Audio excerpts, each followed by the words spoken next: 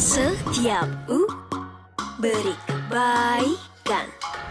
Tiap tetesan, tiap gigitan, tiap kucuran, tiap gosokan, tiap basuhan, tiap kilauan, setiap hari. Tiap Pepsodent dukung perawatan gigi. Tiap Sunlight dukung usaha wanita. Setiap beri kebaikan. Unilever. Halo, Assalamualaikum warahmatullahi wabarakatuh. Di sini kami akan menjelaskan tentang penetapan dan pengukuran Aktifa. Keep watching ya. Profil PT Unilever Indonesia (TBK). Unilever Indonesia adalah salah satu perusahaan terkemuka di Indonesia yang bergerak dalam bidang industri consumer goods dan telah memimpin industri ini selama 86 tahun. Tujuan utama bisnis ini adalah untuk memasyarakat kehidupan yang berkelanjutan atau kehidupan yang ramah lingkungan dan memberikan manfaat sosial. Selanjutnya, saya akan menjelaskan tentang pengaruh coronavirus disease 19 terhadap PT Unilever Indonesia (TBK). Menjadi salah satu perusahaan yang terdampak COVID-19, di mana Januari sampai September 2020 perseroan mengantongi penjualan sebesar 32,46 triliun. Hal ini menjadi kenaikan penjualan tersebut, namun labanya turun sebesar 1,27% years on years. Kemudian PT Unilever Indonesia telah berkontribusi dengan mengeluarkan bantuan sebesar 200 miliar. Perseroan membagikan 40.000 alat tes PCR, 60.000 masker N95, dan 52.000 paket makanan untuk tenaga kesehatan ke 102. Contoh inovasi produk yang dilakukan oleh PT Unilever yaitu Lifebuoy Hand Sanitizer, Wipol Wipes, Wipol Disinfektan Spray, Rinsol Laundry Disinfektan, Vixal Bleach Disinfektan, Molto Fabric Spray, Sahaja Hygienic Spray, Bango Bumbu Kuliner Nusantara, dan lain-lain. Karena adanya 23 karyawan yang terpapar COVID-19, selama kurang lebih 2 pekan, perseroan mengambil keputusan dengan menutup salah satu pabrik dari unit usaha Unilever Indonesia di kawasan Cikarang, Bekasi. Unilever percaya produk sehari-hari dapat membawa perubahan besar. Maka saat semua yang normal tak lagi sama, bersama kami beraksi. Berikan miliaran produk kebersihan, beri bantuan finansial untuk pedagang kecil, dan fasilitasi mereka untuk merintis online. Meski esok tak ada yang tahu, setiap olesan, basuhan, dan tegukan Anda, bantu kami jadikan Indonesia lebih kuat setiap hari. Unilever. Selanjutnya adalah analisis SWOT PT Unilever Indonesia. Analisis SWOT merupakan suatu teknik perencanaan yang bermanfaat untuk mengevaluasi strength, weakness, opportunity, dan threat. Strength atau kekuatan. Yang pertama, PT Unilever selalu menerapkan cara baru dalam berbisnisnya. Yang kedua, perusahaan sudah memiliki jaringan distribusi sendiri. Yang ketiga, perusahaan selalu mengutamakan kualitas yang tinggi. Dan yang keempat, perusahaan selalu melakukan inovasi dalam produk yang sesuai dengan segmentasi pasarnya, yaitu dewasa dan anak-anak. Selanjutnya, weakness atau kelemahan. Yang pertama, PT Unilever memiliki struktur yang matriks. Yang kedua, rendahnya respon pasar terhadap produk-produk tertentu. Ketiga, jumlah karyawan yang terlalu banyak. Keempat, lambatnya konsolidasi intern dalam pengambilan keputusan. Yang kelima, ketidakjelasan sertifikasi halal pada produk tertentu. Keenam, birokrasi yang panjang. Selanjutnya, opportunities atau peluang. Yang pertama, perusahaan memiliki stabilitas ekonomi yang baik. Yang kedua, pertumbuhan ekonomi yang kuat di wilayah pulau seperti Sumatera, Kalimantan, Sulawesi, dan Papua. Yang ketiga, tingginya kepuasan konsumen. Keempat, tingginya tingkat ketergantungan konsumen. Dan yang kelima, tinggi dan stabilnya tingkat kesetiaan masyarakat, yaitu sebesar 83%. selanjutnya adalah threat atau ancaman. Yang pertama, adanya kenaikan biaya bahan baku dan bahan kemasan seperti minyak kelapa sawit, gula kelapa, dan bahan dasar lainnya. Yang kedua, tidak stabilnya nilai tukar rupiah terhadap mata uang asing. Yang ketiga, melemahnya daya beli konsumen, terutama pada masa pandemi COVID-19 di mana perekonomian mengalami penurunan dan menuntut masyarakat untuk lebih bisa mengatur keuangan. Yang keempat, adanya tren perubahan gaya hidup masyarakat.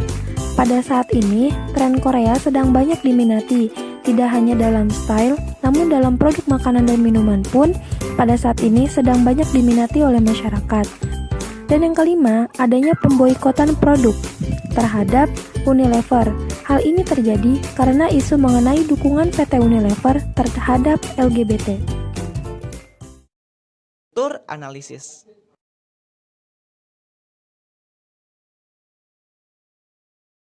Menurut Dian dan Zian, salah satu faktor utama yang mempengaruhi kinerja perusahaan adalah struktur modal. Karena struktur modal yang optimal dapat meningkatkan biaya modal dan mekanisme nilai perusahaan. Pada akhir tahun 2019, kontribusi utang terhadap struktur modal perseroan adalah 9:1, penurunan dibandingkan tahun 2018, disebabkan pinjaman. Akibat penerimaan non-reguler atas penjualan kategori spreads, kebijakan struktur modal perseroan sejalan dan memenuhi peraturan pajak yang berlaku atau Peraturan Menteri Keuangan Nomor 169 PMK 010/2015 di mana rasio maksimum untuk DIR yang Unilever Indonesia menggunakan keuangan yang terpisah dari kantor pusatnya sehingga lebih bisa dikontrol. Kinerja keuangan PT Unilever Indonesia menggunakan konsep EVA, bahwa sebelumnya melakukan akuasi dengan perusahaan lain. Nilai EVA-nya turun tapi setelah melakukan evaluasi kinerja dan Unilever nilai EVA-nya mengalami kenaikan.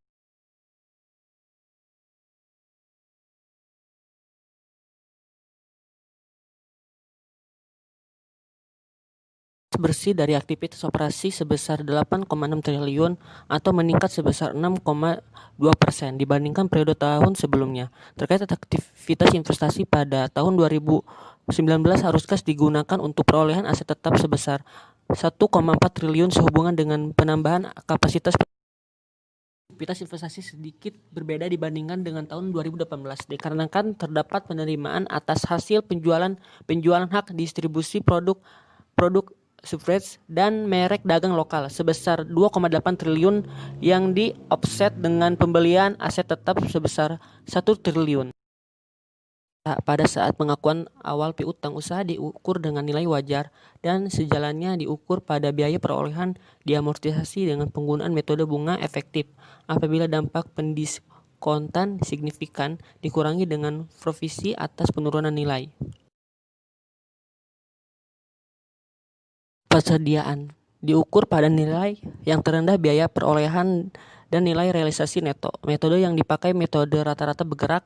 Biaya perolehan barang jadi dan barang dalam proses terdiri dari biaya bahan baku, biaya tenaga kerja langsung, serta alokasi biaya overhead yang dikaitkan dengan produksi. Realisasi neto adalah estimasi harga jual dalam kegiatan usaha bisa dikurangi estimasi biaya penyelesaian dan estimasi biaya yang untuk pembuatan penjualan. Manajemen berkeyakinan bahwa provisi atas persediaan usang atau persediaan tidak terpakai tidak laris telah memadai untuk menutupi kerugian yang mungkin timbul pada tanggal 30 kerja atau working capital yang memiliki sebuah perusahaan dapat diketahui secara akuntansi melalui laporan keuangan neraca. Menghitung modal kerja ada dua, yaitu modal kerja kotor dan bersih. Modal kerja bersih atau net working capital dapat ditentukan dengan menggunakan data aktiva lancar dan kewajiban lancar. Dalam laporan keuangan PT Unilever Indonesia sudah tertera net working capital sebesar 4,535 triliun rupiah. Dengan tersebut artinya PT Unilever menggunakan modal kerja ini tanpa harus memikirkan pencari dana yang akan digunakan untuk mengeluarkan atau membayar seluruh utang jangka pendeknya. Aset tetap yang dimiliki perseroan pada tanggal 31 Desember 2019 mengalami kenaikan sebesar 0,8% sehingga menjadi sebesar 10,7 triliun yang sebelumnya 10,6 triliun. Di dalam aktiva tetap ini, semua peralatan, semua kendaraan, semua bangunan itu disusutkan kecuali tanah. Karena tanah yang digunakan dalam Unilever itu hanya sebagai tempat berdirinya suatu tempat atau bangunan.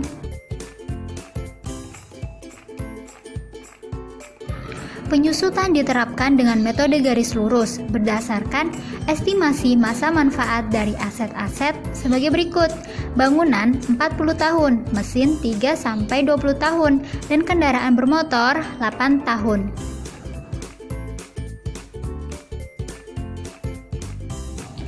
Biaya-biaya setelah pengakuan awal aset diakui sebagai bagian dari nilai tercatat aset atau sebagai aset yang terpisah. Biaya perbaikan dan pemeliharaan dibebankan ke dalam laba rugi selama periode di mana biaya-biaya tersebut terjadi. Setelah tanggal permulaan, aset haguna diukur dengan model biaya. Aset haguna selanjutnya disusutkan dengan metode garis lurus. Selain itu, aset haguna juga dikurangi dengan kerugian penurunan nilai jika ada dan disesuaikan dengan pengukuran kembali liabilitas sewa.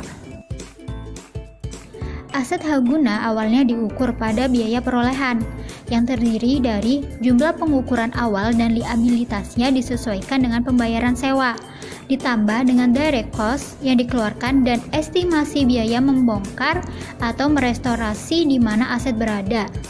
Sewa yang diterima. Perangkat lunak dan lisensinya memiliki masa manfaat yang terbatas dan diukur sebesar biaya perolehan dikurangi akumulasi amortisasi. Amortisasi dihitung dengan menggunakan metode garis lurus untuk mengalokasikan biaya perolehan. Kewajiban jangka panjang itu sendiri dibagi menjadi 3. Yang pertama, liabilitas pajak tangguhan. Liabilitas pajak tangguhan diakui untuk semua perbedaan temporer antara dasar pengenaan pajak atas aset dan liabilitas dengan nilai yang tercatatnya. Yang kedua, liabilitas imbalan kerja jangka panjang, yaitu terdiri dari imbalan pensiun, imbalan kesehatan pasca kerja, imbalan pasca kerja lainnya.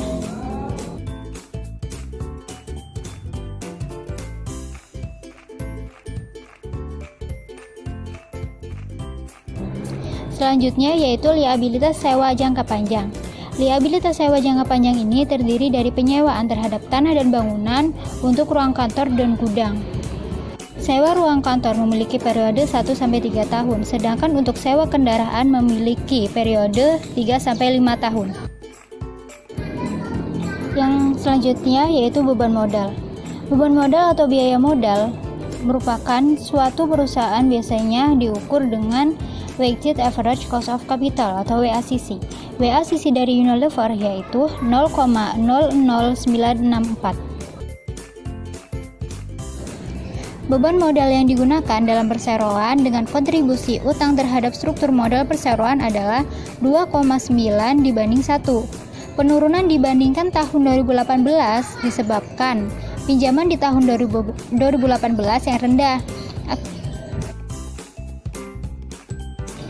Kebijakan struktur modal perseroan sejalan dan mematuhi peraturan pajak yang berlaku, yaitu PMK nomor 169/PMK 010/2015, yaitu dengan DER 4:1.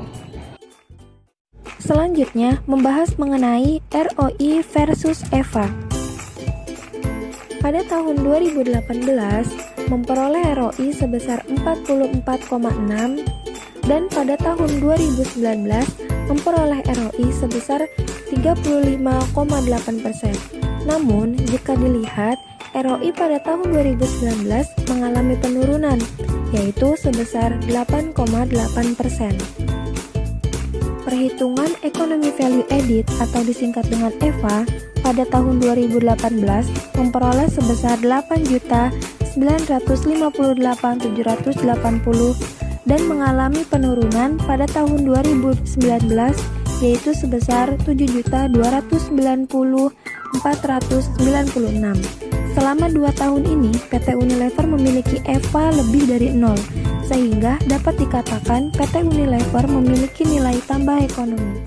Terima kasih yang sudah menonton. Jangan lupa like, comment, and subscribe.